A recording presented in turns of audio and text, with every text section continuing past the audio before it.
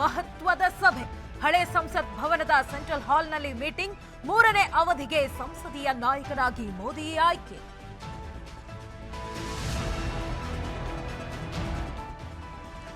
ಲೋಕಸಭೆಯಲ್ಲಿ ಎನ್ಡಿಎಗೆ ಬಹುಮತ ಸಿಕ್ಕಿದೆ.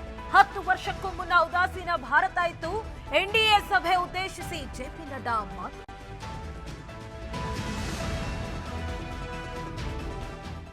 ಎನ್ಡಿಎ ಸರ್ಕಾರದಲ್ಲಿ ಖಾತೆ ಹಂಚಿಕೆ ವಿಚಾರ. ಮಂತ್ರಿ ಸ್ಥಾನಕ್ಕಾಗಿ ನಾನು ಒತ್ತಡ ಹಾಕುತ್ತಿಲ್ಲ. ಮಂತ್ರಿ ಸ್ಥಾನ ಕೊಟ್ಟರೆ ನಿಭಾಯಿಸುತ್ತೇನೆ ಎಂದ ಎಚ್ಡಿಕೆ.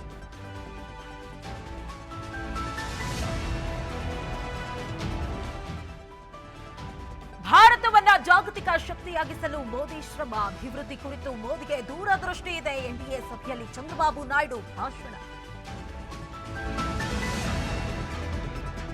ಬಿಬಿಎಂಪಿ ಶಾಲಾ ಕಾಲೇಜಿನಲ್ಲಿ ದಾಖಲಾತಿ ಕುಸಿತ. ದಾಖಲಾತಿ ಮಾಡುವವರ ಪ್ರಮಾಣ ಈ ಬಾರಿ ಇಳಿಕೆ. ಶೈಕ್ಷಣಿಕ ವರ್ಷದಲ್ಲಿ 9.467 ವಿದ್ಯಾರ್ಥಿಗಳು ಮಾತ್ರ ಅಡ್ಮಿಷನ್.